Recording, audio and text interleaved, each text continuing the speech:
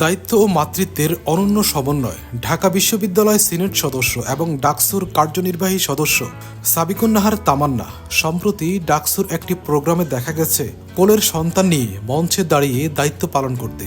এই দৃশ্যই বলে দিচ্ছে অনেক না বলা কথা। একদিকে কোলের সন্তান, অন্যদিকে হাজারো শিক্ষার্থীর প্রতিনিধিত্বের ভার।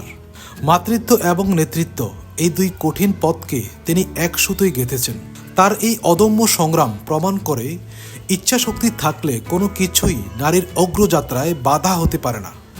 বর্তমান সময়ে আমাদের সমাজের অনেক নারী যখন তথাকথিত স্বাধীনতার দোহাই দিয়ে কিংবা ক্যারিয়ারের অজুহাতে সময় মতো বিয়ে বা মাতৃত্বকে এড়িয়ে চলেছেন, ঠিক তখন তামান্না এক উজ্জ্বল ব্যতিক্রম।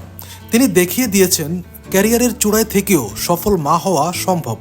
যারা মনে করেন সন্তান গ্রহণ মানেই স্বপ্নের সমাপ্তি, তামান্নার এই বলিষ্ঠ উপস্থিতি তাদের জন্য এক নীরব প্রতিবাদ এবং অনুপ্রেরণা। তিনি কেবল একজন নেত্রী নন, তিনি আধুনিক বাংলার সেই সাহসী মা যিনি আমাদের চোখ খুলে দিয়েছেন। সেলুট জানাই এই অদম্য মাকে। আপনার সংগ্রাম আগামীর নারীদের দেখাবে এক নতুন পথ। মাতৃত্ব হোক শক্তির নাম, পিছুটানের নয়। তো সেটা এখন চলবে না। আমাদের এই সমাজ, যে সমাজের কথা আমরা বলছি, এই সমাজে নারী এবং প্রতিদিন সকালে প্রেস করে দেওয়ার পর্ব, সেই পর্বের সবাইকে অংশগ্রহণ করার জন্য আবারও সবাইকে অনুরোধ করেছি আমরা সকল মেহমানদেরকে একসাথে গতকালভাবে কভার করে দিতে চাই।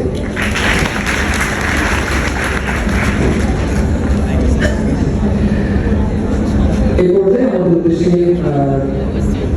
কথা বলার জন্য বিনীতভাবে অনুরোধ করছি সম্মিলিত নারী প্রয়াসের সম্মানিত আহ্বায়ক শাহজালাল বিশ্ববিদ্যালয়ের সম্মানিত প্রফেসর শামিমা